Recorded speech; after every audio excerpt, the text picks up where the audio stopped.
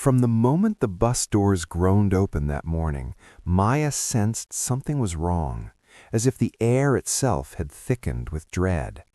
Her fingers trembled around the strap of her worn handbag, and her heartbeat thudded so loudly it drowned out the hum of the crowd behind her. She hadn't slept the night before, not really, just drifted in and out of shallow breaths, knowing she needed to take this exact route at this exact time, even though a part of her screamed not to. But life doesn't pause for fear, not when you're trying to rebuild yourself from the ashes of everything you've lost. And as she stepped onto the crowded bus, unaware that a single moment would soon push her past her breaking point, and that help would come from a stranger with tired eyes and a gentle voice, her whole world teetered on the edge of collapse. If you believe in kindness and second chances, please don't forget to like, comment, share, and subscribe to the channel. It truly helps us continue sharing stories that matter. Maya had always been one of those quiet souls that people overlooked, not invisible, but easy to pass by without noticing. She moved through life like someone afraid of taking up too much space, careful not to disturb the fragile peace around her. After her mother's passing 2 years earlier, she had found herself drifting, jobs, neighborhoods, friendships, all slipping through her hands like sand. She didn't have anyone left, or rather, she didn't have anyone she trusted deeply enough to lean on, and that was why she was on that bus, clutching a folder of job application forms and printed resumes that she had read through so many times the edges had begun to fray. She needed a restart, a lifeline, or even a glimmer of hope, and she was willing to swallow her fear and ride this bus again despite what had happened on it once before. Every seat was taken, the aisle crammed with elbows, backpacks, and hurried breaths. Old fabric seats held the lingering smell of diesel and morning sweat. The city outside was waking slowly, wrapped in the soft gold of sunrise, but inside the bus, everything felt tense and suffocating. Maya slipped into a small space near the middle, keeping her head down. She clutched her folder tighter, wishing she could disappear into it. Things were fine for the first few minutes. People chatted, headphones leaked tiny bits of rhythm, mothers shushed cranky toddlers, workers scrolled through their phones with half-awake eyes. But eventually, Maya felt the shift, the heavy, unwelcome presence moving a little too close behind her. She froze when she recognized him, the same man from last month, the reason she had avoided this bus as long as she could. He hadn't done anything noticeable last time, not enough to draw attention, just a hand brushing her arm, then her waist, then her lower back, a whisper too close to her ear, a smile that felt like a trap. She moved, but he followed. When she finally stepped off the bus early to escape him, she'd spent the rest of the day shaking. And now he was here again. He stood behind her, close enough that she could feel the heat of his breath on her shoulder. The bus jostled over a small bump, and he used it as an excuse to press against her. She tried stepping away, but the bus was crowded, packed so tightly that every inch of space mattered. People bumped into one another constantly, and no one noticed her stiff posture or the panic rising in her eyes. The man leaned closer, pretending to adjust his bag, and Maya flinched as his hand brushed her elbow again, slowly, deliberately. Her chest tightened, her vision blurred. She whispered a plea no one heard. That was when she saw him, the single dad she didn't yet know was about to change everything. He sat about 3 rows away, his young daughter curled beside him, sleeping against his arm, with her tiny hands clutching a stuffed rabbit. He looked exhausted, the kind of tired carved not just from sleepless nights, but years of putting someone else first. His clothes were clean but old, his backpack patched at the seams. Yet his eyes were alert, watchful in a way that suggested life had taught him to stay aware of the smallest details around him. His gaze swept the bus gently, like someone always ready to protect, always ready to step in when needed. And then he noticed her. Not the folder, not the nervous shifting, not the way she stared at the floor to avoid eye contact. He noticed the fear, the way her shoulders tensed, the way she pressed herself small, the way the man behind her kept leaning too close. Something changed in his expression. A soft concern tightened into quiet resolve. Without hesitating, he gently nudged his daughter awake, whispered something to her, and lifted her into his lap. She blinked sleepily, but didn't complain. She seemed used to this father's quiet decisions, trusting him without question. He gestured to the empty seat beside him. It was small, barely half a seat with his daughter on his lap, but it was space, safe space. Maya stared for a moment, unsure if he meant her, unsure if she should move, unsure if she was allowed, but he nodded gently, his eyes offering reassurance rather than pressure. A silent message passed between them. You don't have to stand there. You don't have to endure this. Come, sit. Her legs moved before her mind caught up. She squeezed past the crowd, her heart racing as she tried not to draw attention. The harasser muttered something behind her, but she didn't dare look back. She slipped into the small seat, clutching her folder to her chest like a shield. The man shifted slightly to give her more room, adjusting his daughter so she leaned against his chest. For the first time since stepping onto the bus, Maya breathed.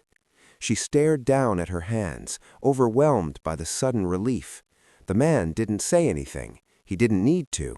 His presence felt like a quiet boundary placed firmly between her and the danger she'd escaped. And in that moment, Maya realized how long it had been since someone had stepped up for her without wanting something in return.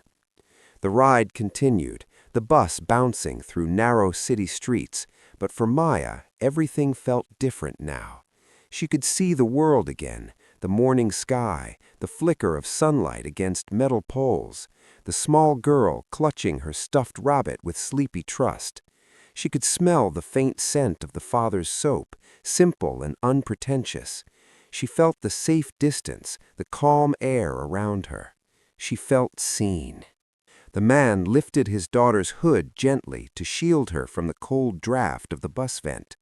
There was kindness in every small gesture he made, effortless and genuine. Maya wondered what kind of life had shaped him into a person who noticed a stranger's silent distress and acted without hesitation. She wondered how he carried so much responsibility and still had space in his heart for compassion. Her thoughts drifted as the bus moved on, and soon her mind began replaying memories she tried so hard to bury. Harassment she had endured for years, on the streets, at school, in workplaces, in crowded markets. Not always violent, but always terrifying, always leaving her with the same feeling, loneliness, the deep, aching fear that no one would ever step in, that no one would ever notice, that she was simply expected to cope, to pretend she was fine. But this time, someone noticed, and that unfamiliar feeling stirred something inside her, something fragile, something like hope.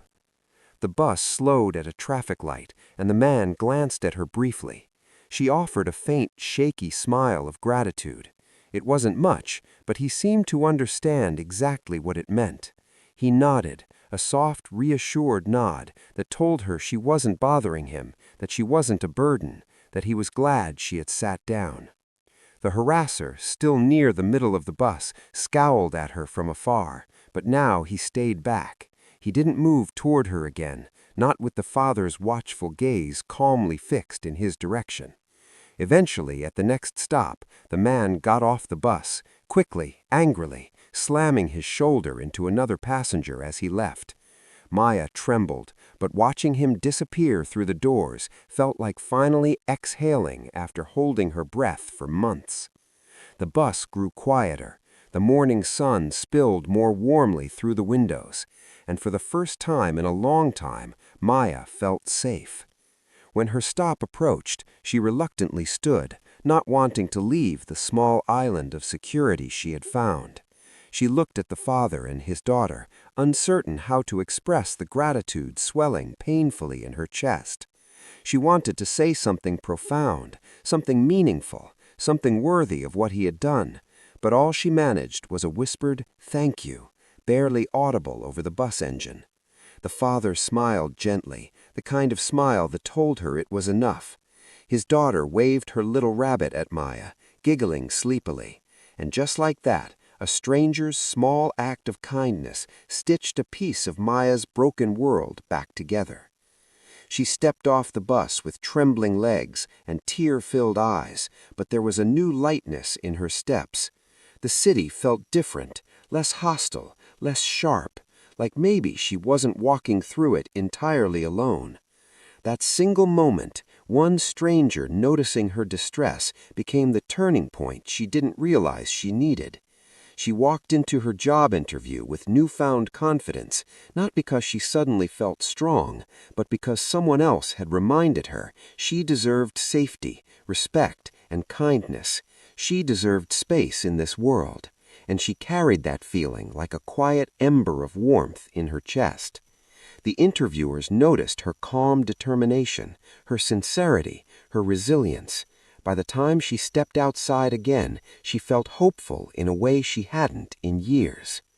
Over the next few weeks, she thought about that father and daughter often. She replayed the moment he offered her a seat, the moment his presence shielded her from the darkness, the moment she saw the simple power of human kindness. She never saw him again. Maybe she never would, but she didn't need to. Some people appear only for a moment, but that moment leaves a mark deeper than years of knowing others. Maya began rebuilding her life, slowly but meaningfully. Every time she felt afraid, she remembered that day. Every time she doubted herself, she thought of the father's quiet courage. Every time she saw someone struggling, she found herself stepping forward more readily, wanting to pass along the kindness she had received. And one day, months later, as she rode another bus home after a long but fulfilling shift at her new job, she saw a young girl on the verge of tears, trapped between a crowded aisle and a man pressing too close. Without hesitating, Maya stood, walked toward her, and gently guided her into the empty seat beside her. The girl breathed a shaky sigh of relief. Maya breathed too, because now she understood, fully and deeply, that kindness was a ripple effect. What the single dad had done for her, she now carried forward into the world.